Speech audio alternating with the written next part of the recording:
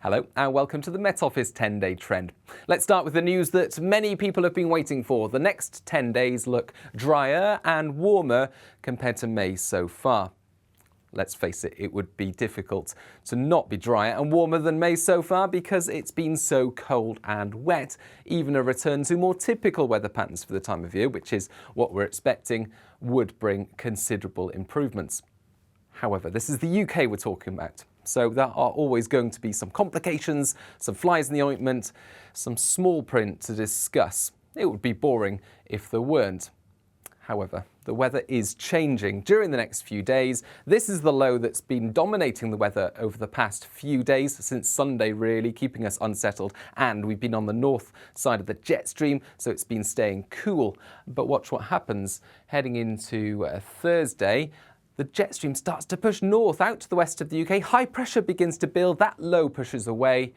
And Thursday is looking much drier and brighter compared to recent days.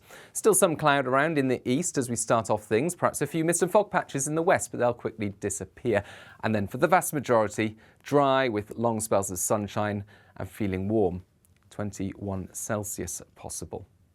That warmth could set off the odd shower, but they'll be very isolated. It's looking dry for the vast majority, at least until later. This rain is moving in, one of the flies in the ointment I talked about, and that will be in the west first thing Friday.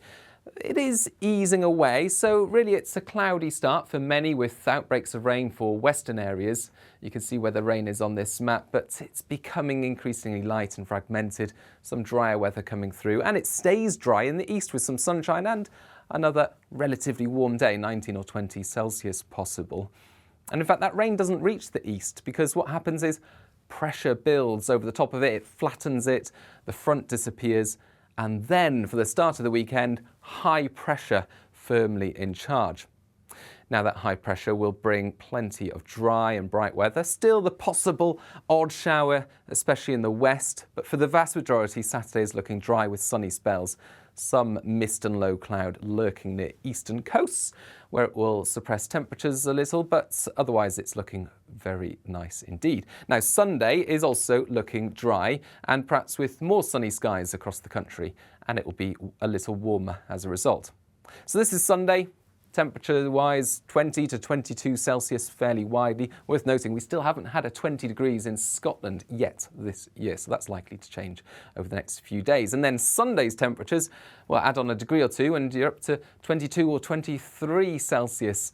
Still might not be enough to break the spring record so far, which remarkably was set at the end of March. Because then things cool off a little bit for Bank Holiday Monday. Things are changing slightly for Bank Holiday Monday, more so for people in Western Scotland and Northern Ireland, because this weather front approaches and that will bring some persistent rain to Western Scotland and Northern Ireland for Monday itself. Elsewhere, we've still got high pressure in charge, so still largely dry and bright, but perhaps with a bit more cloud. Now, after Bank Holiday Monday, there's a bit of uncertainty, mostly relating to how much this cold front crosses the country or how much it is deflected away by this area of high pressure.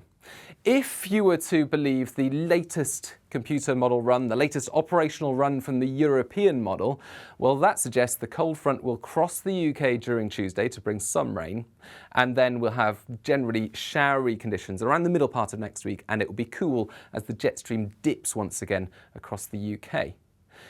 If that happens, it won't be anywhere near as cold and unsettled as May so far, because throughout May we've had low pressure centred over the UK. However, this would bring a little bit of a change back to cool conditions with some showers, with some rain, especially in the northwest around the middle part of next week, if this happens. But it's an if, because I want to show you another chart here, and this fairly scary looking diagram, it's essentially a temperature trend for the next 10 days or so, and you can see the date on the bottom there, and along the y-axis, that's the temperature at 5,000 feet. But effectively, you can think of that as the further up it goes, the warmer and drier it is, and the further down, well, the cooler and more unsettled it is.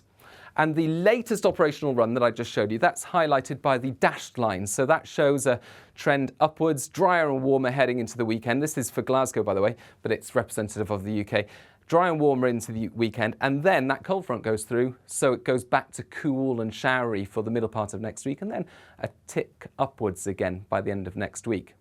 However, we don't just rely on that one operational computer model run. What we do is we run the computer model around 50 times, and each of those runs is plotted on here, and you can see the spread increases into next week. But there are two clusters that are evident, two dark patches where a lot of runs sit, and one of them follows that operational model run, cool and showery, and then there's another darker patch here that stays the same as the weekend, so drier and warmer through next week. And that's what we call a bimodal distribution. Essentially, it splits and you get two scenarios for next week.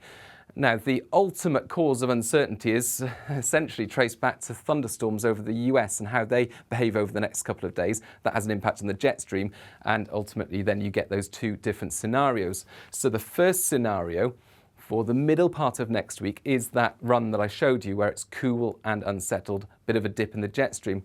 But look at the difference with the next scenario. A subtle difference, but the jet stream stays further north, the low stays further north, and we're more dominated by high pressure close to the UK, so it's warmer and drier for most, with temperatures in this situation above average for the time of year. Now, this has more support from other computer models like the American model, and it's an increasing trend we've seen over the last few days, and that's why we consider this solution to be slightly more likely for the middle of next week.